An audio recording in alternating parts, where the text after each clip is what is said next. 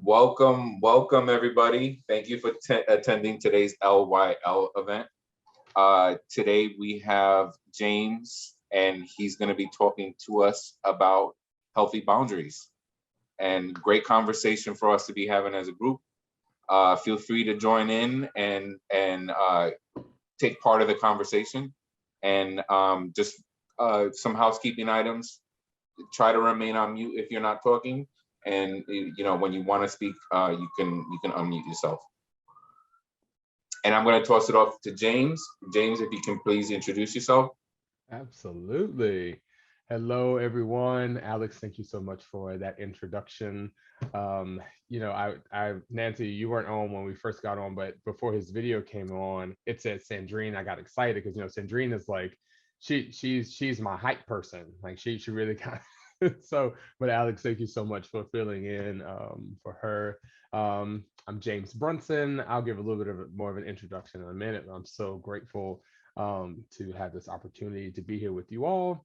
I don't see any familiar faces, so I'll definitely do a better job of introducing myself in a minute. But like, come on in, get settled, relax, settle in as we explore a topic that is very near and dear to my own well-being and as a human, as a person, and also as a professional. Um, so as people come in, totally fine, or I think we might have lost somebody, but it's okay. But feel free to ask questions. You can put it in the chat. You can flag me down. I'll try to see it. Sometimes I might miss it. So if there's a question or somebody's like flagging themselves, like it's totally okay to just come off mute and just kind of ask it. Please interrupt or interject all day. It's totally fine. All right, I'm going to start to share my screen, and then I'm going to check with y'all to make sure y'all can see it, and then we'll get rolling. So I may have to have somebody come off mute and say, yes, we can see it. All right. 1 second. Let's see. Share this. Okay. Can we See see it. that? Yep. Yes. Awesome. Love when technology works on my behalf. Okay, so we're going to be talking about the challenges and the joy of defining and setting healthy boundaries. So this is a bit of there'll be a lot of information shared. And as I was preparing for this presentation, I always have like a goal in mind of what I hope people receive from it. And I usually encourage people to just think, just try to remember one thing. There's going to be a lot of things, but just try to remember one thing, and then I'll ask something of you a little bit later. All right. So here is me. I'm James. I am from South Carolina. My pronouns are he, him, his. I'm from South Carolina. I lived in North Carolina, went to school in Georgia, lived in Virginia for a while, and now I'm in DC. I'm a licensed marriage and family therapist. And yes, that means I see individuals as well. Um, my career has been very vast. I've worked in crisis stabilization units. I've worked in inpatient hospital settings. I've worked in outpatient hospital settings. I've done home base, and now I am in private practice. I mentioned a little bit earlier, I'm wonderfully partnered, and hopefully he feels the same way when he does his presentations or his job.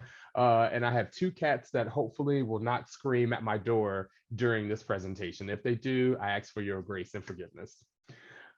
All right, so here's what we will explore today. We'll examine the difference between healthy and unhealthy boundaries, how to recognize signs of inadequate or unhealthy boundaries, identify different types, different traits of boundaries, and specific ways to clearly define them. Um, we'll do this really fun exercise together about self-inventory in order to learn where we need to build up our boundaries, or where we need to make our boundaries healthier or more rigid. And then we'll explore some ways of communicating boundaries. All right. So here's a little bit of crowd participation. And if there isn't, that's totally fine. I'll make the executive decision. But as I was making this PowerPoint and I realized that it was 42, 43 slides, I was like, okay, hold on. How many, I was wondering what areas should be focused on the most, or what do we desire to learn the most about?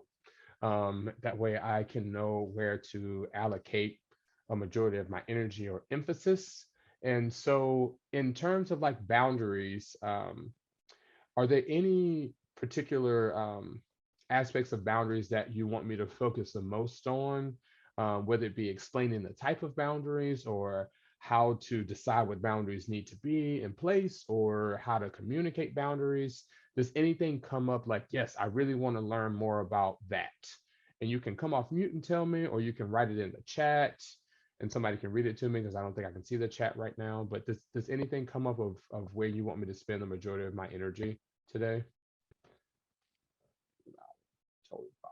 If not, cool. All right. You want me to make the decision? Cool. I'll do that. That's totally fine. All right. How Pause. to how Yes. to communicate boundaries. Got it. Thank you so much, Dominique. I will definitely give some emphasis there. So if we could just pause for just a second. It is 4 o'clock on a Thursday. I don't know what you all have been doing all day, but I have been working all day. And so I like to throw this slide in there almost as an invitation to center ourselves around this moment. There's a lot of things that will be bidding for our attention.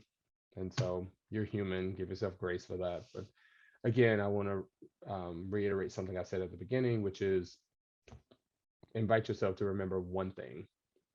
And also in this moment of pause, I will ask of you to grab a piece of paper. It can be lined, it can be not lined. If you have, it can be like a pad of some sort, something that you can, Alex, you might want to get something bigger. Like it's something, yeah, something that has some space for you to write. It can be, if you're like me, I have 1,000 whiteboards on my wall, which is totally fine, but something that you can write some answers to. We're going to do an exercise later on that I think is very helpful. All right, let's get rolling. So boundaries. There's just a little bit of backstory about the terminology. Salvador Minuchin, who is the person in this image, is the founder of structural family therapy, which is when I was in grad school, was the one I gravitated to the most. But boundaries comes to be this invisible set of functional demands, or these invisible rules, or these invisible kind of guidelines that helps us to feel that the system, or that our families can function, or that our relationships can function, or just us as individuals. So it's the undefined or unspoken kind of parameters around how things should kind of function. So if you are walking down the street, or if you're like going to somebody's home, like most places have like fencing or some sort of barrier or separation between one area to another. And so boundaries are that. They serve as this separation, or this unspoken kind of division between one thing to another. Okay. So it's Salvador Minuchin. I can go on and on about him, but for the brevity of time. All right. So it's the emotional and physical space between you and another person. It is, I love this. It's a demarcation between where you start and end and where another person begins. It is the established set of limits of your physical or emotional well-being.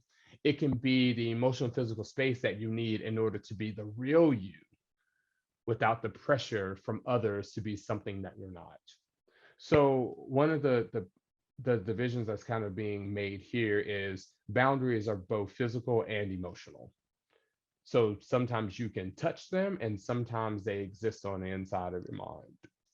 So it could be the physical boundary, kind of the fencing I was talking about earlier, or there's a physical boundary between this bedroom and my hallway because there's a door, and so the door is the physical boundary. The emotional boundary would be, right now I'm not going on and on about the personal things going on in my life, but I'm talking about this presentation. So that's an emotional boundary. It's a limitation to what is exposed. That makes sense. Any questions about that before I go on? So this is just like clearly kind of defining what they are as we go into the types. All right, make sense? Cool. And I love head nods. So I'm looking at y'all at the bottom of my screen. So like I'm watching.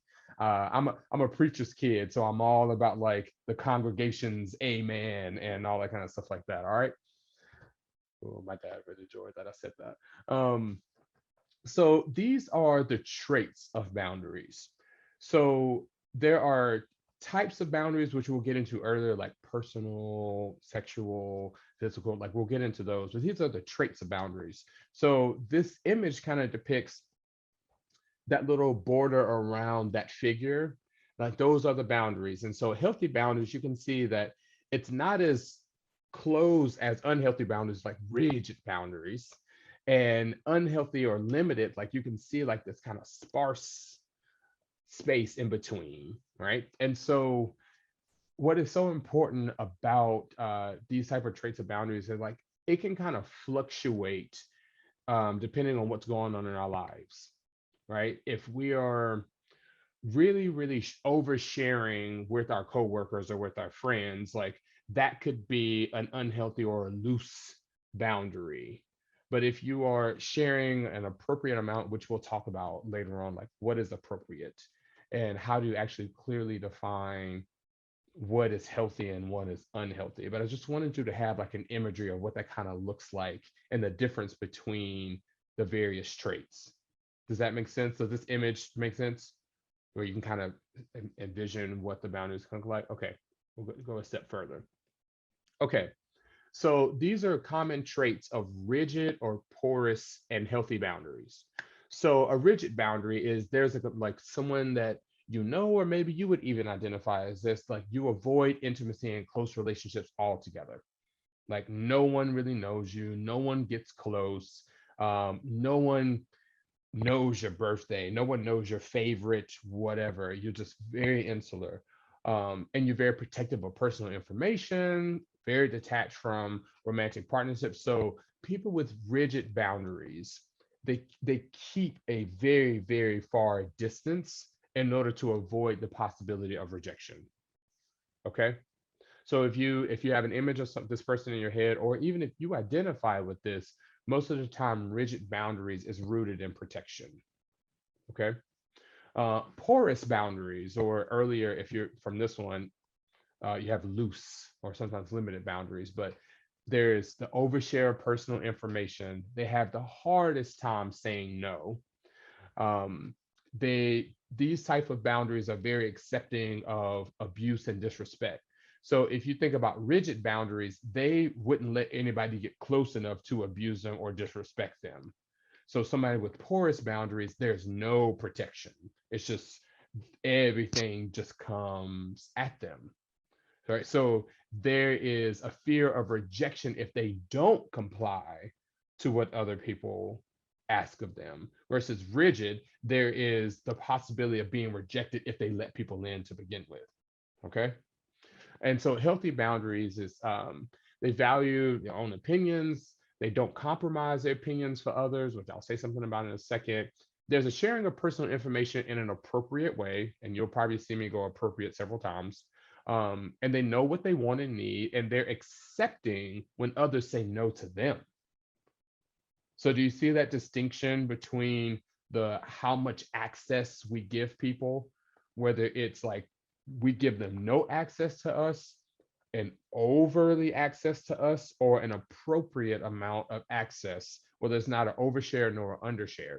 So this is where the philosophy kind of bone in me kind of comes out. So I wanted to highlight this part about healthy boundaries as a the person doesn't compromise values for others. And so I was like, whew, I need to make a distinction about this, because I think in our society and our political climates, I think there can be a lot of friction around not compromising boundaries or compromising values. And so I just wanted to offer you all this distinction. So values refer to the principle and standards of behavior. It's one's own judgment of what's important in life. In my work as a therapist, whenever I'm talking to people about boundaries and they start talking about values, like, well, I don't want to talk to my partner about that because I value privacy. Well, just because you value something doesn't make it a social value. And so values are interpersonally, like they're subjective to the person. And in this kind of chart, it's making a distinction between values and beliefs, because a lot of the warfare that we have over boundaries is it really kind of comes down to like, what is the value, or like, are you operating according to beliefs? And so I think it's important to, when people are trying to create healthy boundaries, they start really thinking about what they value versus what they believe. And so beliefs are, they refer to a conviction or an acceptance of something that exists and it could not have no proof, right? Beliefs are not rooted in facts, beliefs are rooted in choices. And so that, when it comes to creating boundaries, this really kind of comes up, and you'll see it later as we do the assessment. Okay, does that make sense? I can go on and on about that, but it's a big thing. Okay, here are some signs that you have ignored or unhealthy boundaries. There's over enmeshment. And so to simplify that term, it's you're attached to everything. Is if somebody says something, your feelings are over here. If somebody else says something, your feelings are over there. It's like you feel unsettled, because I like to call this like you're a sheet in the wind. Like if you throw it like a bed sheet out over a mountain, like it's just gonna flow wherever the wind takes it. And so over enmeshed people is when you feel like your feelings can just move depending on who's in the room. There's an excessive detachment earlier when I talked about nobody can get to you, nobody knows you. There's a bit of a chip on your shoulder, where this is where in the workplace there's this kind of this frustration or this kind of cynicism about, so and so doesn't like me, or I think somebody's out to get me type of mentality. Um, Invisibility, when you feel like no one sees you, or you feel that you are not being um, appreciated, or no one cares. Being smothered, a lack of privacy, coldness, disassociation, or aloofness, or shyness. And all of these things have parameters to it. I think just because you like feel like a little shy today doesn't necessarily mean you have like unhealthy boundaries, but it's more so about the persistency of it. Does that make sense? Okay. So here are some basic principles. And so if this is going to be your one thing to remember, if you want to glean one of these, go for it. But boundaries make you a safe person. People know where you stand, and boundaries show that you are willing to take care of yourself. In one of my previous presentations, when I talk about boundaries, I sometimes go through like the myths of what boundaries are not. And one of the biggest ones is that people often feel like having boundaries is a form of selfishness. That if I tell people no, what am I being mean? Am I being selfish? Am I being conceited? Am I being narcissistic? I hear that a lot. Generous people set boundaries. And what I value about this statement is when people know where you stand or where you have boundaries, you actually get to be available for people. If you have no boundaries, and the porous boundaries that we talked about earlier, and you're just giving everything, well, then you're going to eventually run out. You're going to eventually be pouring from an empty vessel. So actually, people who are mindful of how they want to give have boundaries. Um, in order for a boundary setting to work, you must develop a commitment to uphold what is right and true for you. You must act consistently with your boundary. In my experience as a clinician and also as a human being, um, one of the things that I try to share with my clients when we're doing like this advanced boundary setting, if you say that you have a boundary, but then your actions do the complete opposite, your boundary is dead. It's dead. My favorite example is when I'm working with a couple, and one of the couple is upset, and one of the people say, "You like it's not okay for you to talk to me like that. Like I'm not available for you to talk to me like that." And they sit there and they remain available for the person to curse at them. What you are saying to that person's brain is, I can talk to you any kind of way. I can be disrespectful. So it is when you voice a boundary, if your body is still making itself available for a certain type of treatment, you're telling that other person that the boundary doesn't actually exist. Or if you say, "Oh, I really don't feel like going out tonight, and I'm too tired to go out tonight," but you go out anyway, you are letting the people, whoever you're going out with, you're letting them know that, like, you're bound when you say something, that your boundaries are not really firm, which then makes you have limited porous boundaries because you're afraid of saying no to people. Does that make sense? And so at the last point, I think is so important. Practice makes familiar. If I could dismantle any system for my clients or for people just in general, it is this quest for perfection. And I just philosophically believe it's gotten us into enough trouble. So I think the more we lean towards, I am not trying to perfect my humanity, I'm trying to practice my life. I think that opens more availability for us to actually grow and change and heal and do all these different wonderful things. All right. So let's talk about the types of boundaries. These, oh, we have a question? Perry, please. So I was on TikTok the other day, and this Uh-huh. woman was talking about personal boundaries, and I didn't understand what she meant until you actually cleared it, actually explained it. She was saying that between two people, Uh-huh. you don't tell someone your boundaries, you do it in your actions. Mm. So she was saying, like, if you're in the middle of, she used example between two people gossiping, and if Yeah. someone says, I don't deal, or I don't like to be in gossip, she says Yeah. that the better way to do it and to empower yourself is to say, I don't engage in this behavior. And then that takes the control of you setting the boundaries instead of the other person setting the boundaries, because then Mhm. they will know by your actions and your behaviors what your boundaries are and what they can do Mhm. around you. Yeah. So Yeah. you just explained it because it was a short A video, but video. I Yeah. understanding the psychology behind it. Yeah, that's awesome. Like, that's such a great association that you made where, and it's also really cool that boundaries is being talked about in that way, especially on social media platforms and stuff like that. And sometimes it can be very challenging because it's not necessarily always the best explanation of things. But I would offer you this. Boundaries are about controlling my behavior in response to the world, right? If I tell somebody what to do, that's not a boundary, that's a rule. Like, that's a demand, right? And so, yeah, you are in charge of what you make yourself available for and what you're not. So I think that's a great point. Thank you for that, Barry. I wanted to share just the when it comes to personal boundaries, here are the types, right? So we got physical, intellectual, emotional, sexual, material, and time. Okay.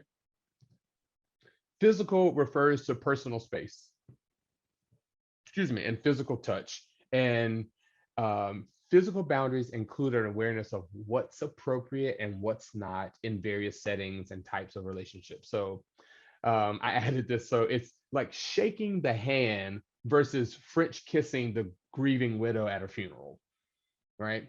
And I put an asterisk by appropriate. And so, like, we're going to talk about that in just a second. But unhealthy physical boundaries would be unwanted touch, or going through somebody's phone, or going through somebody's medicine cabinet when you go to a new person's house. So that would be a violation of someone's physical boundary. Okay, makes sense? Intellectual boundaries. This refers to thoughts and ideas and theories and beliefs and different things like that. So healthy boundaries is when you can respect somebody's ideas, thoughts, and beliefs, and there's an awareness of what's appropriate to discuss. Unhealthy is when you dismiss or belittle somebody else for having their thoughts or ideas. Okay, makes sense? Emotional, obviously, refers to a person's feelings, the awareness of when not to share certain information. So an example would be gradually sharing information to someone that you just met versus telling them everything for the first time. And the clearest kind of explanation of this that I give my clients who are like single and dating in DC, it's like there's a difference between openness and vulnerability. You can be open about what your favorite color is and what you like to do for fun, but you're not sharing your social security number with the person that you just met for the first time, right? That's just, it's esoteric, safe material that you wait to see if there's buy-in and trust. And so unhealthy emotional boundaries would be criticizing or invalidating somebody's feelings with phrases such as, you're a crybaby. So I think emotional boundaries are probably the boundaries that get violated or crossed the most. And my theory around that is because you can't see them.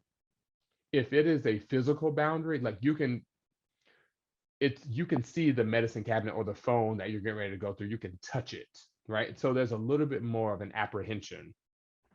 And intellectual and emotional boundaries, those things are in our mind, so they're not tangible. So I think because they're not tangible, we lack awareness of them. Okay.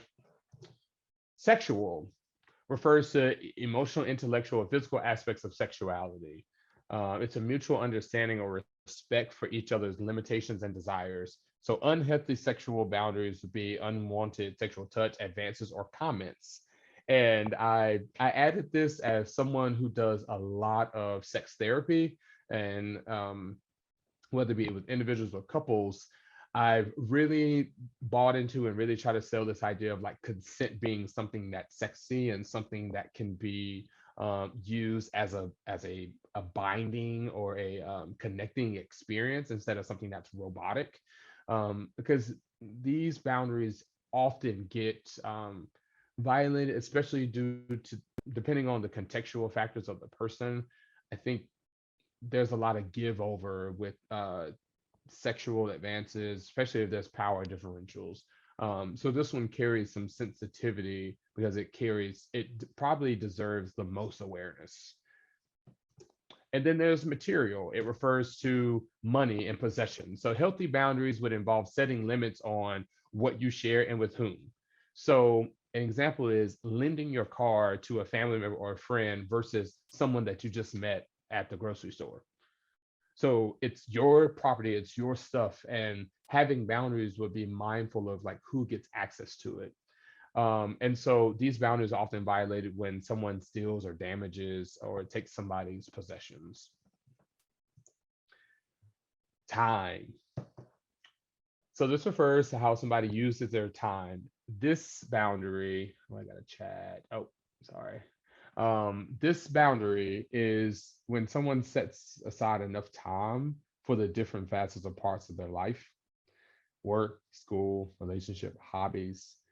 And when this boundary is violated is when their time has been completely overstretched, overused. So you can imagine that this one, so I think sexual boundaries and emotional boundaries, intellectual boundaries definitely carry a lot of awareness.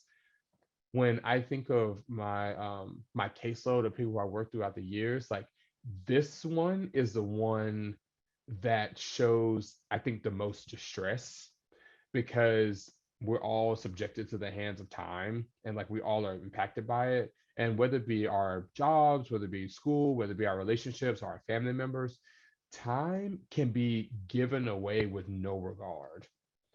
And I think this is where I see the most distress in people, because what do most people have been saying over the past few years? I'm tired. And a lot of that comes down to the way in which we have our boundaries with time. Does that make sense? Any questions or anything about those types? Cool.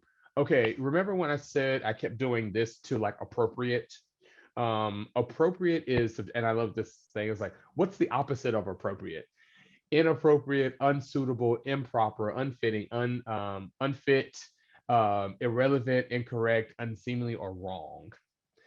And why I shared this thing is because I think it's helpful to remember that things are subjective, or that things are, what's appropriate really can depend on the situation, and it depends on the context. My favorite example of this: what is appropriate boundaries for me and my best friend? Like, we may talk about sex, we may talk about what's going on in each other's personal lives, but whether I would give that same information to my client, No, that's a different relationship there. While they both require sharing vulnerability, the access is different. And so what may be appropriate for me and my best friend to talk about isn't necessarily appropriate for me and my client to talk about. And so I think it is valuable that appropriateness is be based on the context or based on the environment or who's involved, and not necessarily a standard of what's appropriate. Does that make sense why I share that?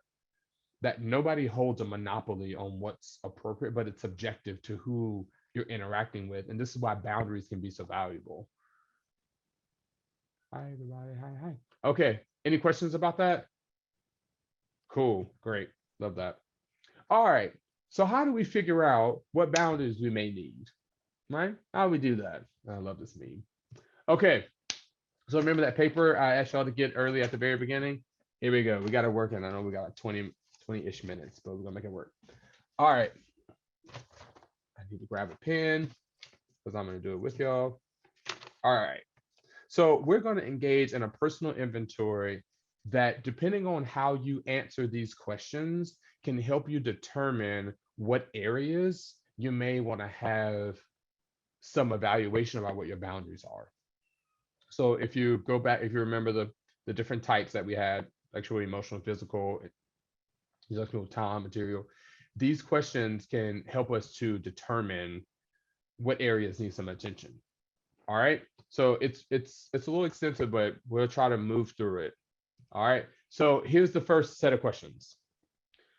What are, and this is a general kind of collection, what are 3 things that are going well for me right now? So you answer those questions. Write your answers down.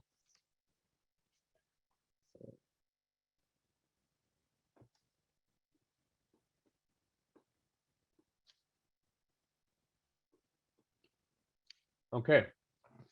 And you don't have to put a long narrative, just jot some things down quickly so we can make sure we have enough time for questions and communicating boundaries. So we got to roll. What are 3 things that are really difficult for me right now?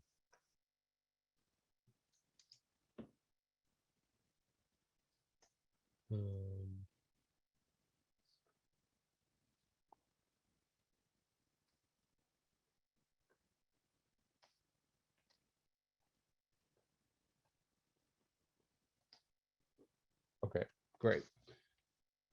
So we'll move on, and I'll make sure y'all can get a copy of this so y'all can do like the full thing. Okay. So financial. So what is my income?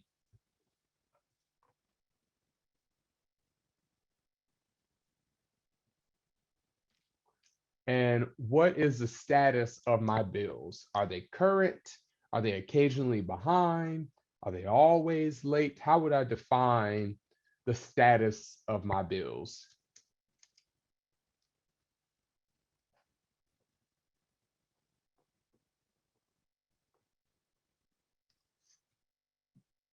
All right, moving on.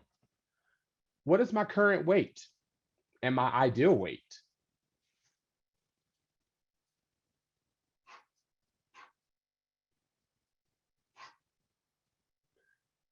And then skip to that third one. How do I describe my sleeping patterns?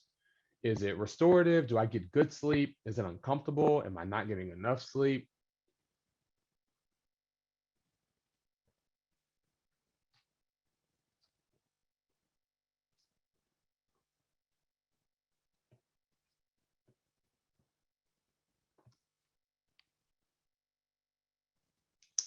Next one. How do I describe my social circle? Is it supportive? Is it conflictual? Is it non-existent? Kind of alone?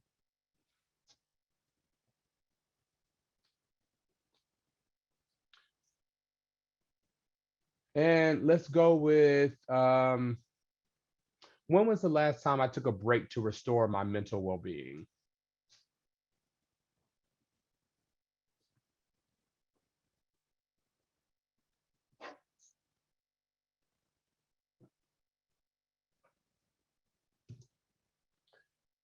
The next one is involving family and home. What's going well in my relationship to my significant other or even closest friend? What's going well?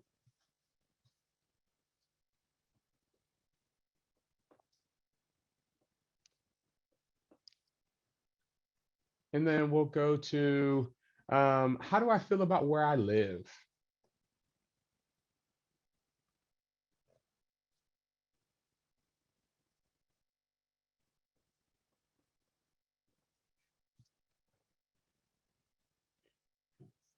Okay.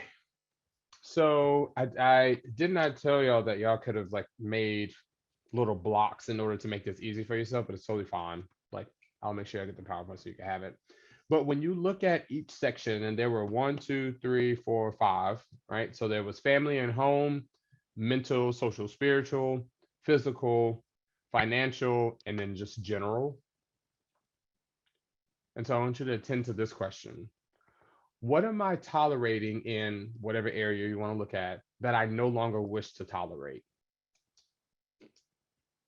What am I tolerating in my finances that I no longer wish to tolerate? What am I tolerating in my family that I'm no longer wish to tolerate?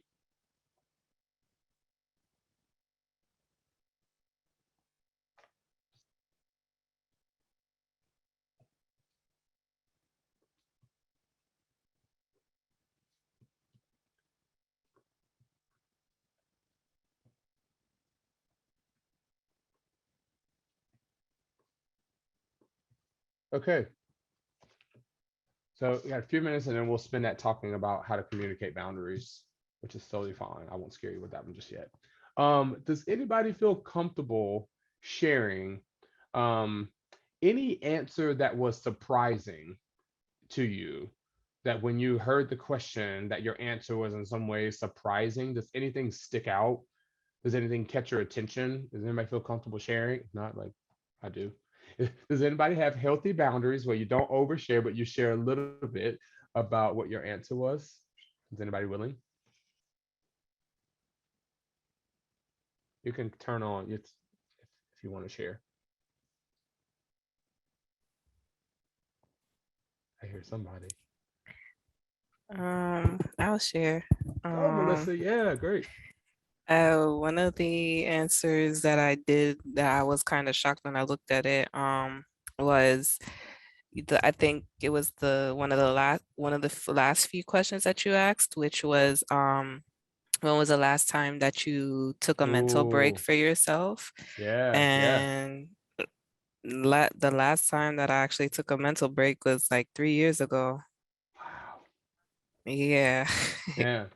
And thank you so much for sharing that. And when you saw how long it had been um, since you took a break, and then we go back to this, what area or what boundary do you think needs some focus or your attention?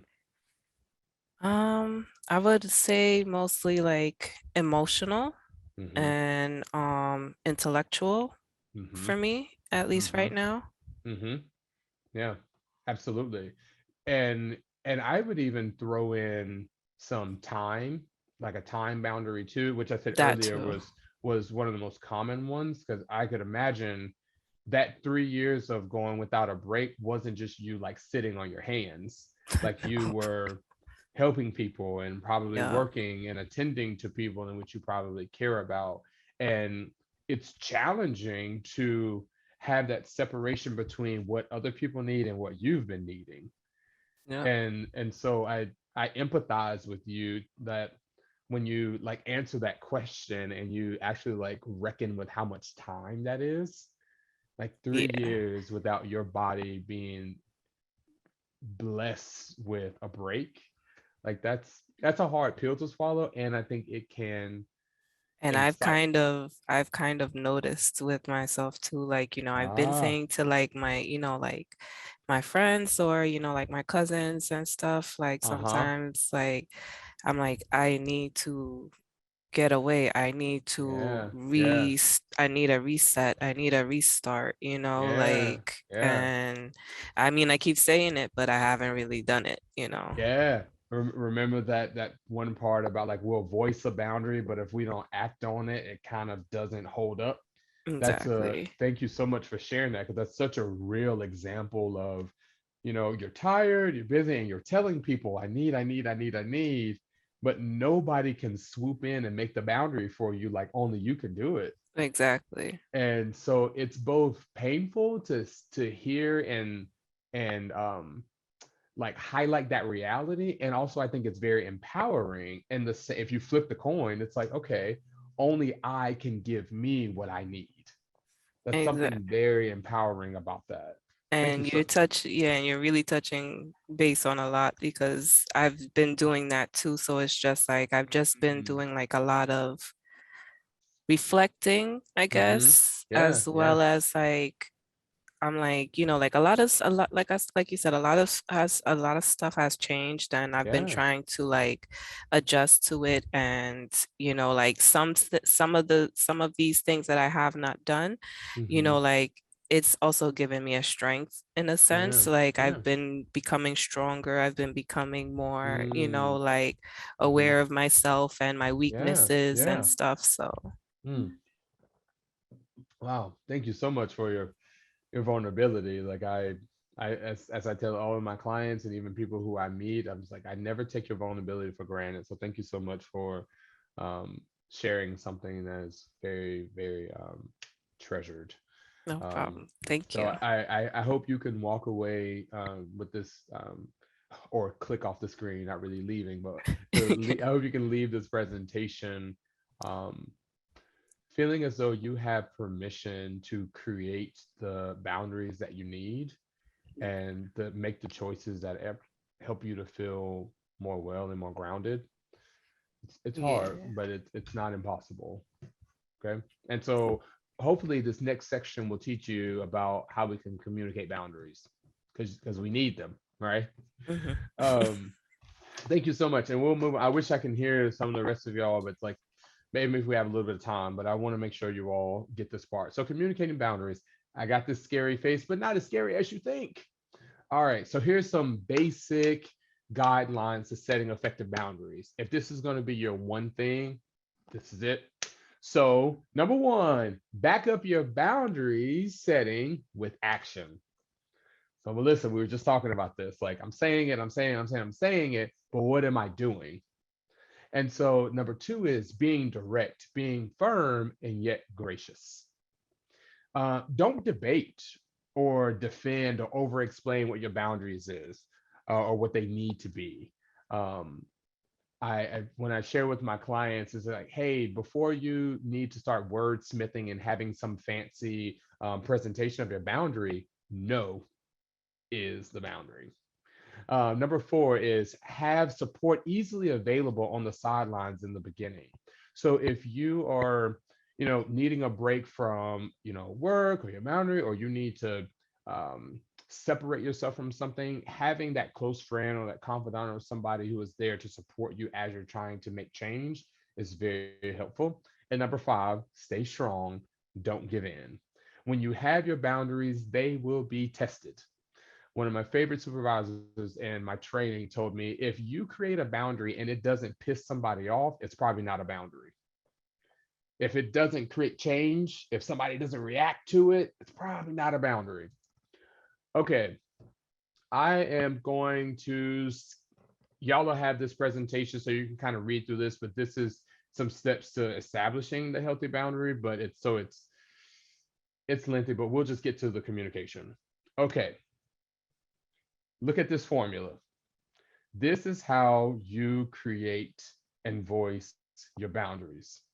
So acknowledge, explain, offer. Acknowledge, explain, offer equals your boundary. I'll explain it. So acknowledge is I need to name the reality of what I'm experiencing. So Melissa, if I have your permission, if that's okay to use what you kind of provided to me without like taking a break for 3 years, it's like, you know what? The reality is I have not taken a break for 3 years. Right? Is that a fair reality? Is that a fair thing to say? So acknowledging it is just voicing what's going on. So it can be, I know it's confusing that sometimes I seem available, sometimes I'm not. Sometimes it seems that I'm really interested in, or I'm interested in learning about this. So it's just naming what you're experiencing. So Melissa, it would be, I have not taken a break in 3 years. All right. And so the explain part of that formula Yeah, my room. is everyone okay?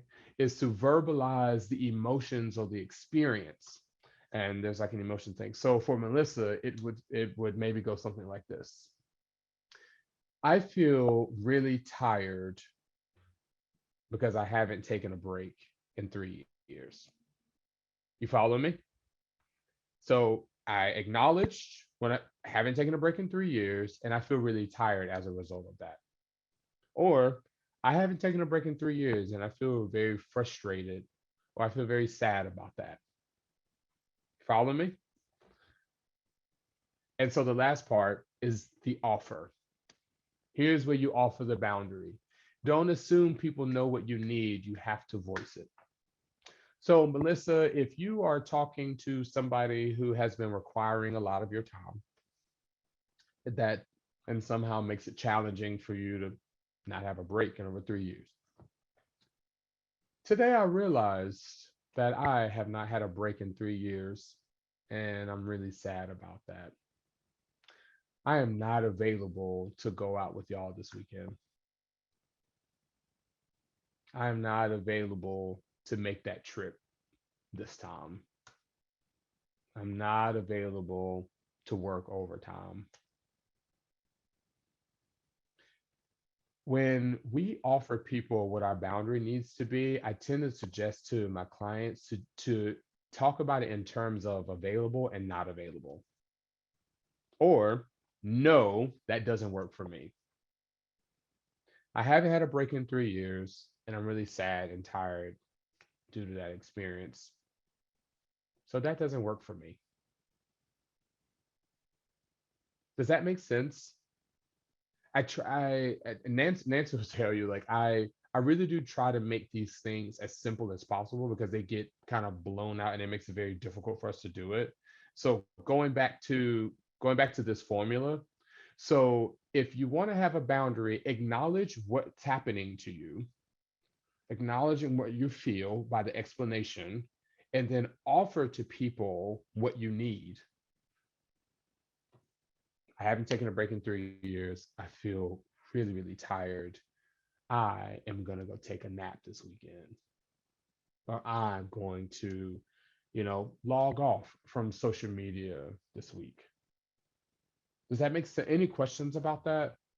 I know I didn't have much time to like really dig into it, but I wanted to just make it as simple as possible. So whether it's let's go back, I want to go back to this right here. So if we were to do for, let's say, a sexual boundary, so someone's making advances and you say like, wow, I am experiencing, it seems like you are flirting with me. That's the acknowledge part. The explain is, and I feel uncomfortable about you flirting with me. And then the boundary is, I think I'm going to leave now. Feels like you might be flirting with me, and I feel uncomfortable about that, so I'm just going to go home now. If it's a material boundary that you want to have, I've noticed that I've given you a lot of money over the years, and that really frustrates me that I haven't gotten any of it back. So I'm no longer available to loan you any more money. Does that make sense? I see some head nods. Sweet.